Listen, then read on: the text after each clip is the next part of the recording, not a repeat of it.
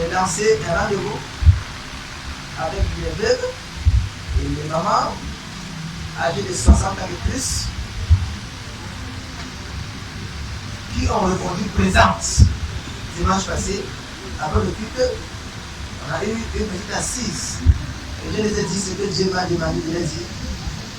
Et la promesse sera accomplie aujourd'hui. Amen. Cependant, il est arrivé à mon réveil, depuis cette semaine-ci, il y a certaines autres mamans veuves et d'autres mamans âgées de 60 ans qui n'ont pas pu être à la réunion suite à un empêchement, je ne sais pas. Donc, j'ai encore consulté le Seigneur et Dieu a mis dans mon cœur que nous devons encore penser à cela aussi. La GGT a beaucoup de mamans de 60 ans et plus. C'est un privilège, j'acclame le Seigneur pour ça. Quand tu vois une personne âgée mettre son cœur sur quelque chose, ça veut dire que c'est bon. Ce sont des gens qui ont beaucoup vu dans la vie. Et ils peuvent dire ce qui est faux et ce qui est vrai. Il est vrai que ce n'est pas avec exactitude, mais déjà une personne qui est bien partie devant, on peut quand même écouter avant de vérifier après.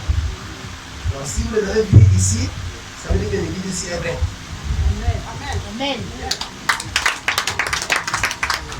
Donc les mamans de 60 ans et plus sont les trophées de la GGT.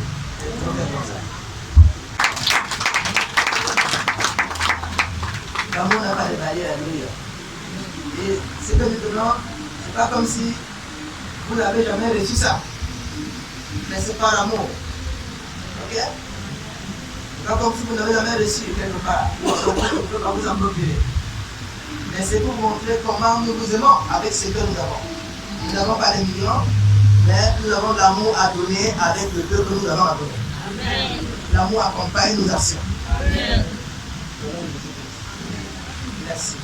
Merci.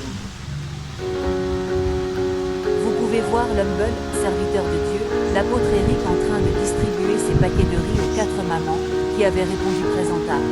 Son rendez-vous, dimanche dernier.